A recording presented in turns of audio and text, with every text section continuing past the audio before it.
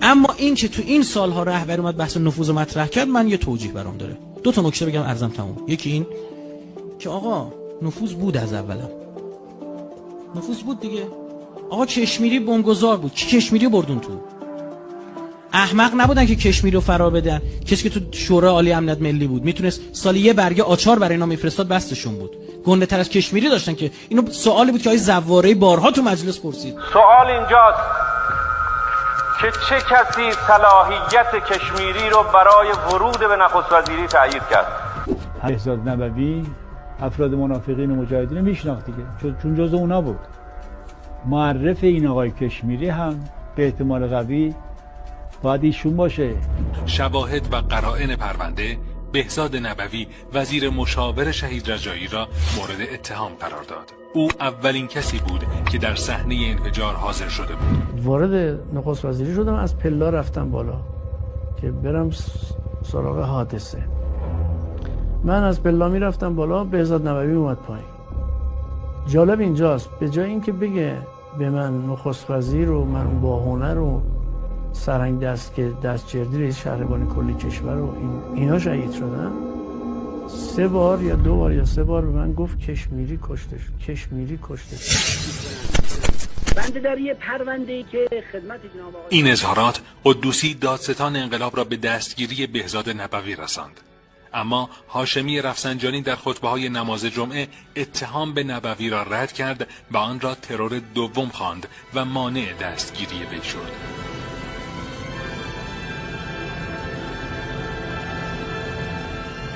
هاشمی رفسنجانی در خاطرات خود در 8 شهریور سال 63 می‌نویسد: اول شب آقای بهزاد نبوی آمد. از اینکه آقای سید اسدالله لاجوردی دادستان انقلاب تهران دوستانش را به خاطر تعقیب پرونده انفجار ساختمان نخست وزیری بازداشت کرده است، سخت ناراحت و پریشان بود. میگم ما باید بهزاد الان بگیریم بازجویی کنیم، ببینیم تو چرا کشمیری رو معرفی کرد.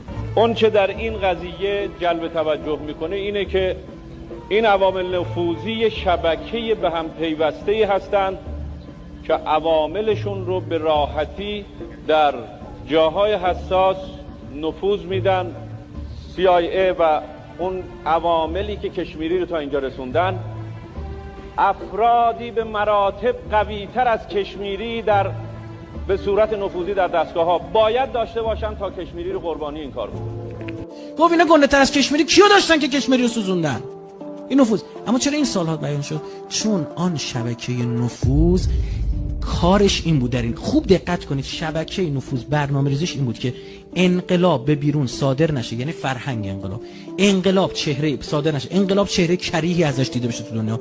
قتلای زنجیری داروش و فوره رو مخالف سیاسی که اصلا هیچ تأثیر نداشت، میخوای بکشیش، خب خفش کن، با ماشین بزن بهش، بری تیکه تیکش کنی، انقدر خون ریزانه و انقدر سبوعانه باشه که مثل بمب بترکه. عمدیه دیگه ها. اینا من شما میفهم، کسی که این آقایون بعضا نمیفهمن. چهره کریه از نظام نشون بدی، مردم رو بدبین بکنی نسبت به کی؟ به انقلاب. این مرحوم ناصر ملک مطیعی سال 61 که فیلم برزخیا ازشون اومد بیرون، ایرج قادری فیلمساز، همه اینا اومدن دفاع کردن، کشورشو شهیدم شدن. خب موضوع به این خوبی کیا رو آورده؟ فردین آورده، ناصر ملک مطیعی رو آورده، سعید راد آورده، همه قولای فیلم فارسی رو آورده در راستای اهداف انقلاب. از این بهتر شما فیلم می‌خواستی؟ فیلمو جلوشو گرفتن. کی جلوشو گرفت؟ آقای مخمل باف که بعدن رفت اون طرف مستند رمز و راز زندگی رهبری رو نوشت. بله آقای ناصر ملک مطیعی خانه نشین شد. برید اون موقع وزیر ارشادش کی بود؟ چجوری این کارا، چجوری فیلم‌ها رو گرفتن؟ اینا رو باید بررسی بشه. ما هم حرف داریم. اون موقع سینمای ایران مملکت دست کی بود؟ جمشید آریا رو به خاطر اینکه تو قهرمان ممکنه بشی ممنوع تصویرش کردن.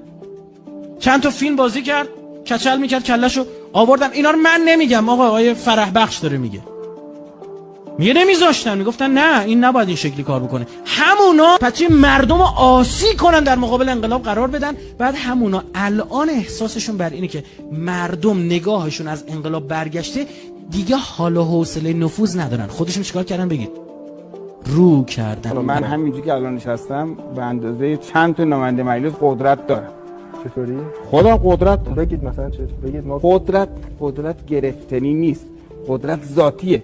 رو کردن. برای همین الان رهبر میگه نفوذ، یعنی میخواد بگه ثمره نفوذ ببینید دیگه، الان دارن خودشون رو میکنن دیگه، حرفاشون راحت میزنن. به هر حال اگر آقای سلاورزی هم کنار بره یه سلاورزی دیگه ای میاد، چون اتاق بازرگانی و اکثریت قاطعش رو دوستان ما بردن.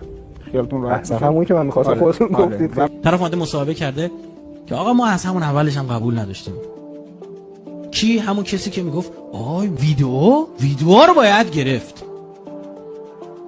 همون آدم امروز اومده، همونه که هر کی می‌خواستن بزنن میگفتن ضد دولت فقیه، ضد امامی، تو مخالف خط امامی.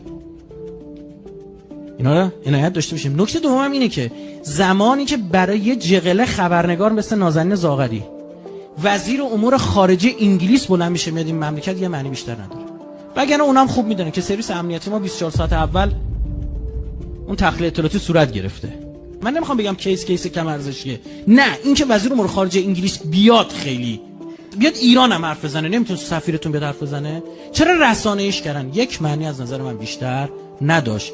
این که ببین ما برای خبرنگار پاش اینجوری وای میستیم، گنده تر از خبرنگارایی که این تو دارید کار میکنید، خیالتون تخت. برای چی برای جیسون رضاییان انقدر مایه گذاشتن باید این جاسوس آزاد بشه آمریکایی‌ها که بفهمونن ما هواتون رو چیه داریم، نگران دستگیر شدناتون اینجور چیزا نمیشه. برای اینکه بقیه نترسن ای آقا برخورد داره صورت میگیره غلاف کنیم، نه ترسید آزاد میشن. برای اولین بار فکر کنم بود آقا شما دیدید یکی از مسئولین جمهوری اسلامی که لامصب 3 جای پیشونیش هم رد مرداش اعدام شده، مسئولین انگلیس با تمام توان آمدن میگن شما فریبکاری قضایی کردید، شما نباید اینو اعدام می‌کردید. من شما نمیگفتید میخواین مسئول جمهوری اسلامی رو به دار بکشه؟ خب یکیش خودمون دار کشیدیم.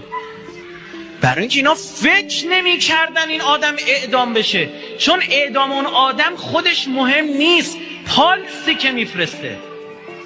متاسفانه میشه که جاسوسای انگلیس همش 10 سال زندان میگرفتن، 8 تا 10 سال زندان میرفتن تو زندان، 2 سال 3 سال که میگذشت چی میشدن؟ مبادله.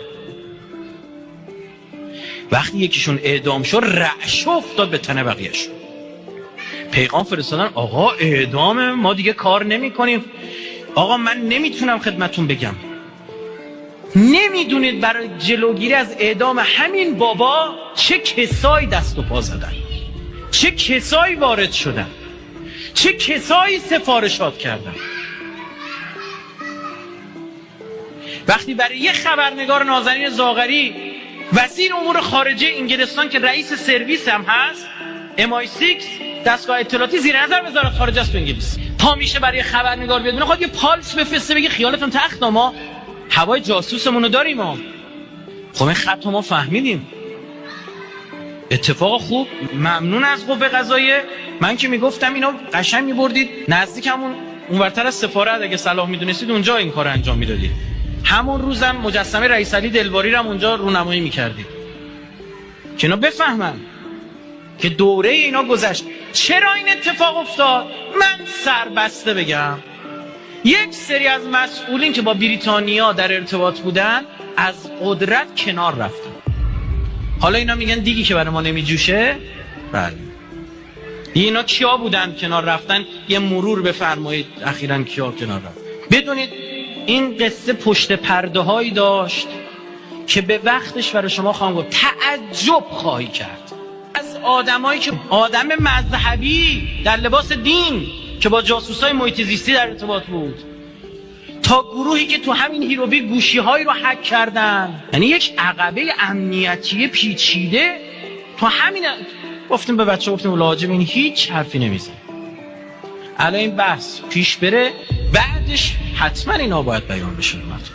الان بگیم یا اینا همه چی رو امنیتی میکنن، یه چیزی در میرن میگن آقا برای اینکه تبرئه کنن خودشونو. نه، میدونم بابا، طرف میگم جاسوس محیط زیست یه روز در میون پیشش بوده، جاسوس بهایی. بابا تو چیکار داشته؟